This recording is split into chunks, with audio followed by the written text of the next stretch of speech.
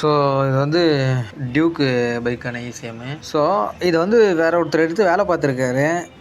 இந்த கெப்பாசிட்டர்லாம் வந்து மாற்றிருக்காரு. இதுக்கு வந்து இந்தமாரி கெப்பாசிட்டரே வந்து போடக்கூடாது. இதில் வரது வந்து பார்த்திங்கன்னா டேண்டலும் கெப்பாசிட்ரு. ஸோ டேண்டலும் கெப்பாசிட்டர் தான் போகணும்.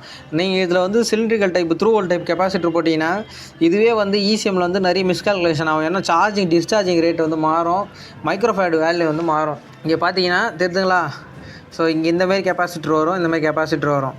இந்த போல்டுலேயே ஃபால்ட் வந்து வேறு. ஆனால் இவங்க வந்து இதுக்கு வந்து இது பண்ணியிருக்காங்க. ஸோ இப்போ நம்ம வந்து செக் பண்ணும்போது, இப்போ நம்ம வந்து இந்த இடத்துல வந்து பார்க்கும்போது நம்மளுக்கு வந்து லைன் வந்து வரணும். இங்கெல்லாம் பார்த்தீங்கன்னா தெரியும், கிறிஸ்டலில் வந்து ஆசிலேட்டே ஆகலை.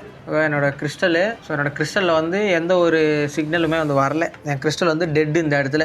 ஸோ இப்போ நம்ம வந்து இதுக்கு தான் வந்து பார்த்தோன்னா இந்த போர்டை வந்து ரெடி பண்ணணும். இதனால தான் உங்களுக்கு வந்து பார்த்தீங்கன்னா ஸ்பார்க் ப்ளக்கு லைன் வந்து வரல. இவங்க இந்த கெப்பாசிட்டர் மாற்ற வந்து தப்பு. இந்த கெப்பாசிட்டர் ரிமூவ் பண்ணிட்டு நம்ம இதுக்கான ஒரிஜினல் கெப்பாசிட்டர் வந்து போட போகிறோம். ஸோ பழைய கெப்பாசிட்டர்லாம் ரிமூவ் பண்ணி தூக்கி போட்டோம். இந்த ஒரிஜினல் கெப்பாசிட்டர் வந்து போட்டோம். ஸோ போட்டுட்டு இப்போ வந்து ஆட்டோ ஸ்கேன் வந்து பண்ணுறோம். ஸோ போர்டு உள்ளே போயிடுச்சு. ஸோ லைவ் டேட்டா வந்து போய் எடுக்கிறோம். ஏன்னா ஒன்ஸ் 2 தடவை செக் பண்ண எம்சி நல்லா இருக்கான்னு சொல்லிட்டு.